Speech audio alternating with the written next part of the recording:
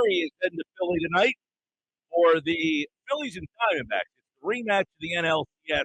It puts some reflection on a lot of things. The Diamondbacks, by the way, have not gotten off to a great start this season, but they are in the wild card mix, just like everybody else in the National League. They are currently 37 and 38. They've won 7 out of 10, so they are coming hard. But I guess with Arizona in town, Mike, it does put some reflection on that the Phillies lost Game 6 and Game 7 at home against a team that won 84 games last year. So whether the Phillies win 90, 100, 110, they've won 25 out of the last 28. Does this Arizona team coming in this weekend make you think back to, hey, no matter how good the Phillies are this season, it might not be good enough? Yeah, it does reflect on the sort of randomness of the postseason. And in 2022, the Phillies were the benefit of that because they were kind of the Arizona Diamondbacks, knocking off the Braves and the Padres and getting to the World Series, while last year it was done to them. So it sort of highlights, the regular season is successful, and regular season is to be enjoyed and celebrated, but there is a randomness to the baseball postseason, and nothing is guaranteed. Yeah, I know. We've been talking a little bit about yesterday and today, Mike. When you take a look at the fact of the matter is, I think a lot of Sixer fans have kind of just given up on them, right? No matter what happens, they can win 75 games, be the number one seed, and people won't believe in them. But are the Phillies in danger of that happening to them if they don't get the job done this year? I don't think this year. I think the Phillies are kind of in a spot. We called it the instant climb the other day. I think they're still kind of headed up the mountain. Now, if they fall through in the playoffs this year, I think there'll be some more scrutiny going into next season. And then if next season they were to bottom out too in the postseason or not make the postseason, then I think you see the term. You look back at the Sixers, right? They really went from 2017, 18, 19. It wasn't until the series against the Atlanta Hawks, I think, in 2020, where people first started to roll their eyes and wonder what was going on here. So, they had 2 or 4 years before that run to kind of, get the benefit of the doubt. And I think the Phillies are in the midst of that period right now. Yeah, I know. I kind of like him just like a wrestling fan who can suspend disbelief.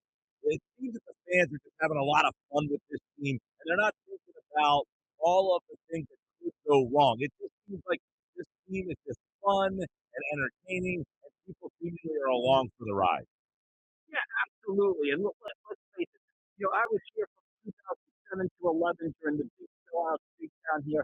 This ballpark, like tonight on a Friday night, Philadelphia, Arizona in town, Cole Hamels' retirement. There's going to be 45,000 people.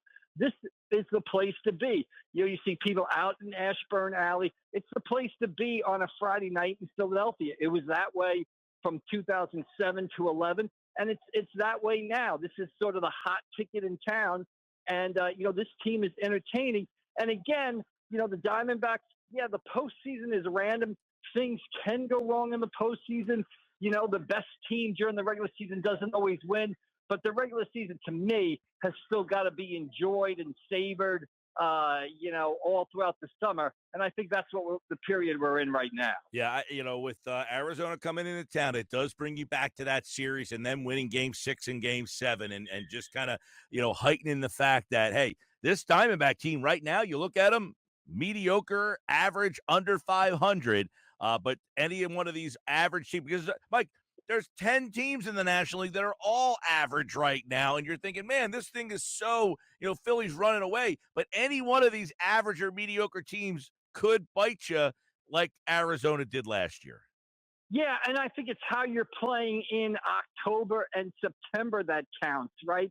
I mean, we go back to the St. Louis Cardinals of 2011 and how they beat the 102-win Phillies and how they won 80-something games, but they were really playing well in August and September. This Diamondback team, I think it's going to be an interesting test, Mike.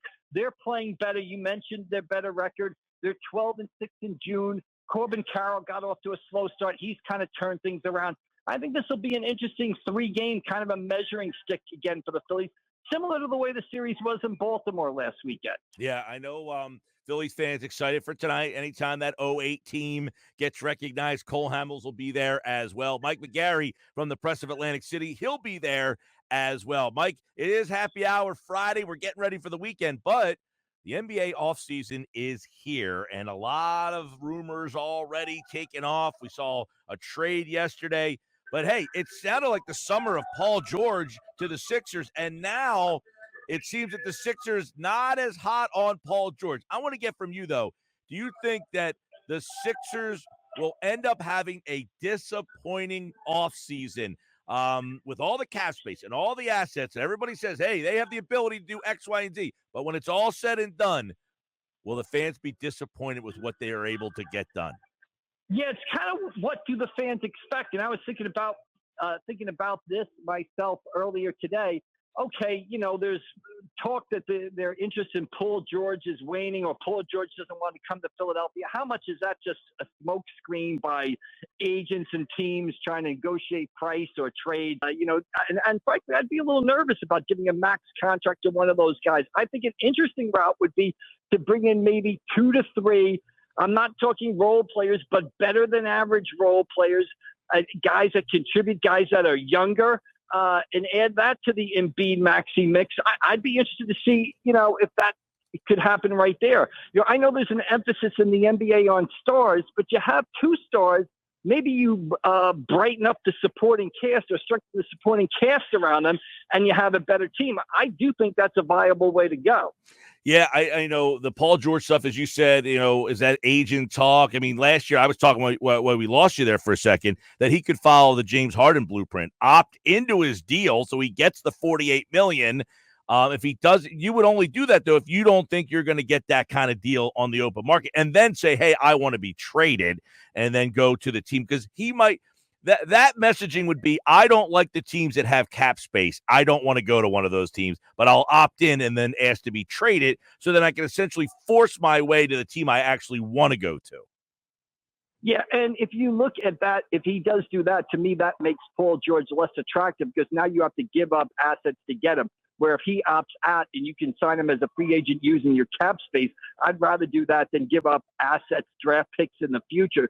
So to me, the very fact that Paul George opts in, pulls a James Harden, opts in, and then demands a trade, to me, that makes him a less attractive option than he is right now. Yeah, and then, there's the Jimmy Butler stuff. I know over at The Ringer, Howard Beck reported that Butler will be traded, that all signs are pointing to that. We've heard his name a lot, the Brandon Ingram stuff.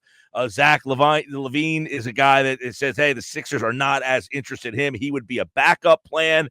But I would say this, Mike. I think it's fair to say that Daryl Morey's feet are to the fire this offseason. Finally, for a lot of people out there, hey, look, Morey got hired. He had a very good track record in Houston. He has done a lot of untangling the messes that the previous regimes have put in front of him. But now that he's untangled them, he got himself cap space. He got himself draft picks. I think you could start judging him a little differently now. Yeah, absolutely. I think he's kind of on the clock, although I think he's built 2 teams that could have gone to an Eastern Conference final. The first one was obviously the loss to Atlanta, which when you look back on it now, that really kind of makes you, if you're a Sixers fan, that's got to make you sick to your stomach. That was the year that the Sixers should have gone to the final. That loss to Atlanta was inexcusable. And then, the loss to the Celtics 2 years ago, up 3-2, coming back to Philadelphia. Boy, that leaves you shaking your head. So those are 2 teams that could have gone to an Eastern Conference final and maybe beyond and didn't get there. So you're right. That's 2 strikes. This is Daryl Morey's, if he misses here, this might be strike 3. Well, that's interesting you say that, because there's a lot of people who don't look at it the same way you just mapped out, is that he built 2 teams kind of like not as intentioned to be a contending team, but yet still put a competitive enough team out on the court when expectations were, hey, the Sixers are taking a little step back. Yeah, I mean, I look at it like this. I mean, I know you can say in Atlanta it's not Daryl Morey's fault that Ben Simmons couldn't shoot foul shots and passed up on a dunk. But in the next year, you could say, well, was it Daryl Morey's fault that James Harden kind of disappeared in Game 6 and 7, and Embiid wasn't great in Game 6 or 7? Maybe you got to factor that in. So somebody's got to take the fall here. You can't be GM for life unless you're Brian Cashman of the New York Yankees. Like you said, you've had 2 opportunities here to sort of get to the Eastern Conference Final. You were good enough to do it. You were in position to do it twice, and you failed. So how many chances do you get? Look, I like what Morey's done. I like how he's untangled the roster. I like what he's been able to do here in Philadelphia. But, hey, the clock is ticking on us all, Michael. No doubt. On a happy hour Friday. No doubt about that. You're right about that. I will say the Sixers did give him an extension because I think they were happy with the job that he did to get him to this point, saying, hey, you got us out of the Al Horford. You got us out of the Josh Richardson. You got us more draft picks. Yes, you got Harden here, and he wanted to leave. But I think they won that deal with cap space and draft picks. And I think the Sixers said, we didn't give you a great, base here, and you got us to this point. But you're right. I think his feet are to the fire starting this offseason. Who can they get? It all starts next Sunday night, the NBA free agent period. We'll be talking about it right here on the Sports Bash. Mike McGary from the Press of Atlantic City.